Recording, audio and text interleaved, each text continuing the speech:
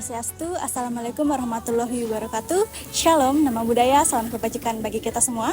Halo teman-teman, kami dari Prodi Teknologi Pendidikan kelompok 1. Di sini kami akan melakukan observasi di SD Negeri 2 Bengkale, yang dimana observasi kita akan membahas tentang pendidikan inklusi yang kita laksanakan di SD Negeri 2 Bengkale.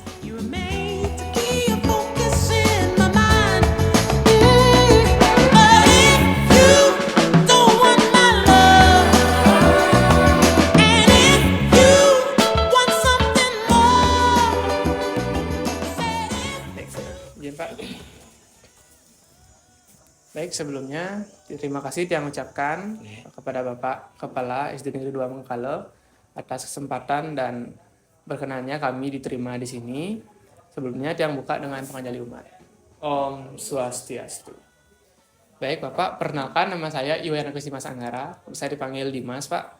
Jadi saya dari mahasiswa Teknologi Pendidikan di Uniksa semester 5. Nah, tujuan saya kemari bersama rekan-rekan yang lain, bersama kelompok, yaitu untuk observasi terkait pelaksanaan pendidikan inklusi. Dan ini khususnya di SD Negeri 2 Bengkale. Nah, sebelumnya itu, sebelum Tiang mewawancarai terkait beberapa indikator dari pelaksanaan pendidikan inklusi, Tiang mohon izin untuk Bapak berkenan memperkenalkan diri Bapak selaku jabatan dan juga posisi di SD Negeri 2 Bengkale ini. Ya, baik, langsung saja. Nama saya Iketut Sulatre, selaku Kepala SD Negeri 2 Bengkale, yang sekaligus mengampu sekolah inklusi. Sekolah ini memiliki jumlah siswa itu 74 siswa. Seluruh siswa 74, dan dari 74 itu ada 9 anak yang berkebutuhan khusus. Itu ABK. Itu yang tersebar itu di kelas 1 2 orang, di kelas 2 1 orang, di kelas 3 2 orang, di kelas 4 2 orang, dan di kelas 6 2 orang.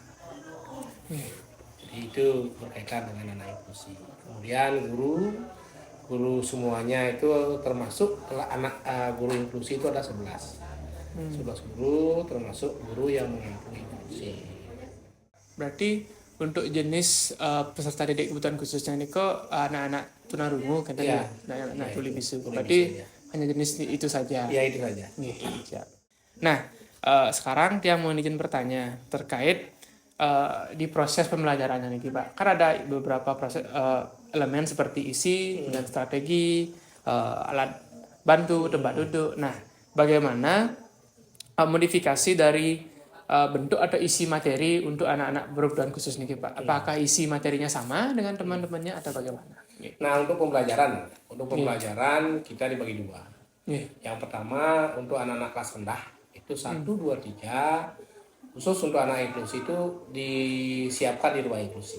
Ada ruang inklusi di sana. Di sana diperkenalkan karena anak-anak kami itu sebagian besar dari luar Bengkale. Artinya punya bahasa yang berbeda.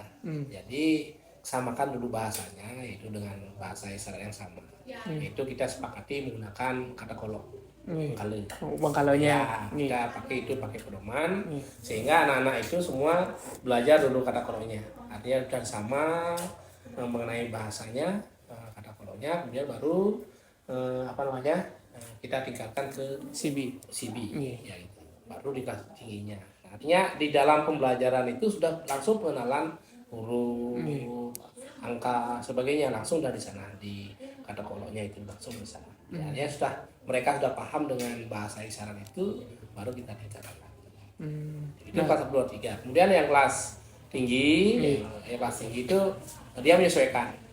Kalau misalnya moodnya dia, karena kita prinsip tujuan awal itu adalah bagaimana anak-anak yang berkebutuhan khusus ini betah di sekolah. Itu aja dulu. Ya, artinya kita tidak punya target harus capai sekian ya. Kita targetnya kita adalah anak ini biar mau sekolah dulu gitu aja. Artinya anak-anak ini sudah betah di sekolah, ya, nanti dia punya mood sendiri. Kalau misalnya dia ingin ke kelas reguler, ya gabung di kelas reguler. Artinya sudah di kelas 4 itu diberikan kebebasan gabung di kelas reguler, ya sampai kelas 6 dah. Kadang-kadang dia udah bosan di kelas reguler, keluar lagi di ruang inklusi gitu. Gitu. Kita menggunakan alat bantu pembelajaran itu berupa tab. Tab. Ya, Nggih. tab itu dari pihak ketiga, dari orang luar. Hmm. Kita dapat donasi dari pemerhati tentang anak inklusi. Ya, Itu aja. berarti untuk alat bantunya nih berupa tab, Ya. sumbernya nih dari komunitas nih Komunitas. istilahnya Pak nggih. Ya. Nah, selanjutnya terkait waktu nih Pak. Misalnya apakah ada modifikasi waktu misalnya untuk anak-anak yang PDBK nih waktu diberikan pembuatan tugas, waktu pembelajarannya ini berbeda dengan anak-anak Ya, baik lebih cepat kalau atau itu lebih jelas lambat. berbeda. Nggih. Jelas berbeda ya. Kalau waktu kedatangan aja udah berbeda. Ada makluman di sana. Nggih. Kalau yang reguler itu jam 7.30 udah masuk kelas ya. Nggih. Udah masuk kelas, kemudian jam 1.15 baru pulang. Nggih. Kayak itu waktu yang reguler. Nggih. Kalau yang inklusi ada misalnya Gapnya ya kebijakan waktu kebijakan ya. waktunya. Karena dia anak-anak ini kan tidak semua dari Bengkulu gitu. Ya sebagian besar dari luar. Nggih. Ya dia orang tuanya yang ada yang dari Pakistan kan mungkin ya sampai jam 8 lah datang. Nggih. Ya, kita berikan kebijakan. Toleransinya. Itu juga pulangnya.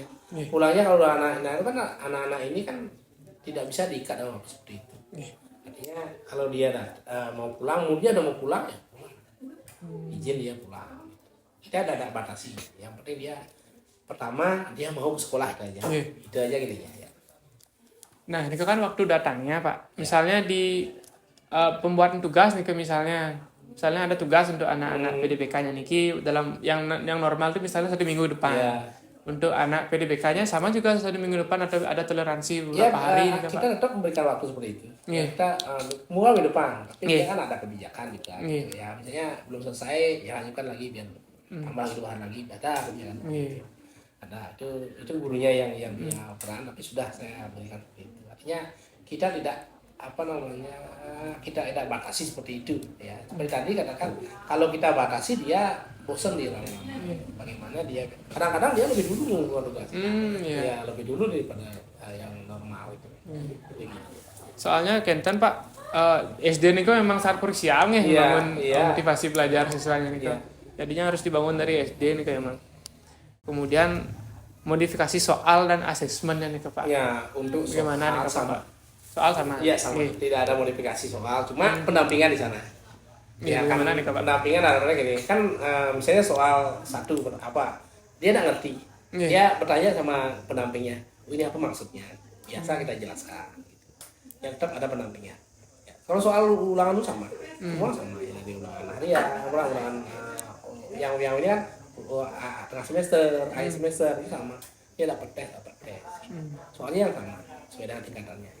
Nah, dari penjelasan Bapak tadi nih berarti pendampingnya nih maksudnya guru pendamping Iya, nih. guru pendamping. Iya. Tetap ya, pendampingan kan kadang-kadang bahasa nggak ngerti dia. Iya. Kalau misalnya bahasa serapan itu kan nggak ngerti dia. Kalau bahasa yang ya udah bergaulan kan udah bisa aja. Nah, bahasa yang sederhana udah bisa. Cuma ada kan di dalam soal itu kan bisa kadang-kadang ada bahasa serapan. Itu yang nggak ngerti, maka dia ada pendamping, ada yang pendamping. Nah, selanjutnya Kenten Pak. Media pembelajaran kan misalnya ada kayak video, ada audio, ada teks juga misalnya. Nah, bagaimana nih sekolah ini memodifikasi media pembelajaran? Nah, untuk media kan di kelas kan sudah ada, kalau yang inklusi sudah ada LCD ya. Iya. Nah, ada gininya, videonya dari sana. Artinya mereka diberikanlah suatu gambaran berkaitan itu di videonya juga ada. Kalau audio jelas, Iya, dia iya. karena bisa dia itu. Tapi video sering ya diberikan. Iya. Nah, untuk medianya nih memang dominan guru nih yang memodifikasi atau misalnya kayak ada komunitas-komunitas lain juga yang gini membantu. Kami kerjasama dengan pihak ketiga juga. Iya. Dari BCF Bali Cedar Foundation. Kita kerjasama dengan ini, kemudian dengan kerjasama inilah kita membuat dia buat media. Ya gitu. Sampai juga dengan Unisa juga. Ya, dengan Unisa juga banyak yang kerjasama. Kemarin kemarin banyak ya. Iya. Termasuk ini dengan Unisa. Siap.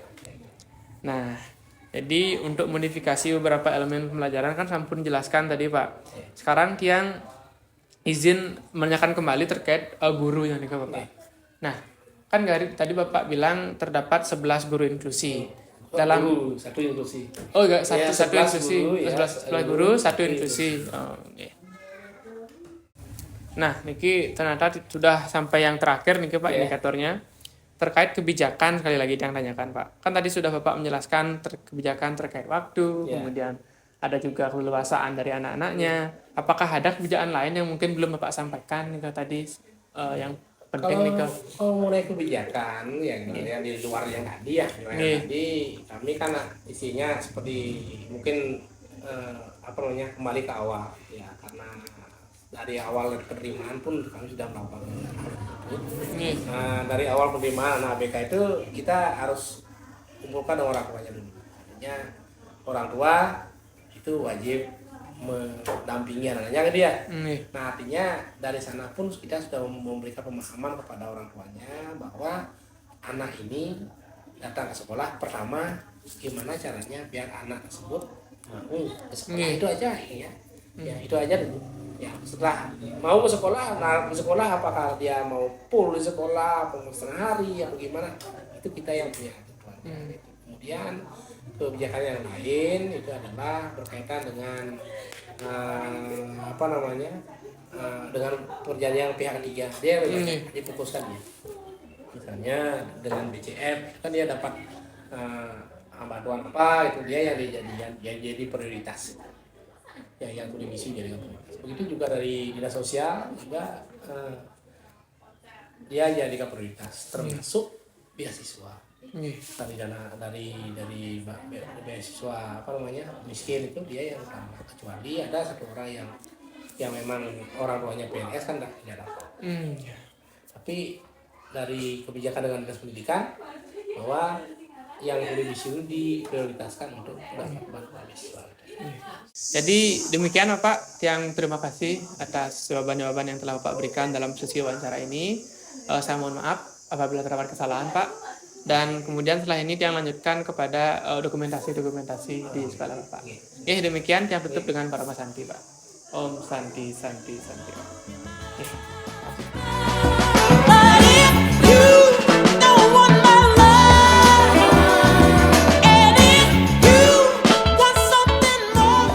Nah, demikian dia video observasi dari kelompok kami. Saya tutup dengan menghaturkan Parama Santi. Om Santi Santi Santi Om. Wassalamualaikum warahmatullahi wabarakatuh. Shalom, nama budaya, salam kebajikan bagi kita semua, dan salam harmoni. Terima kasih.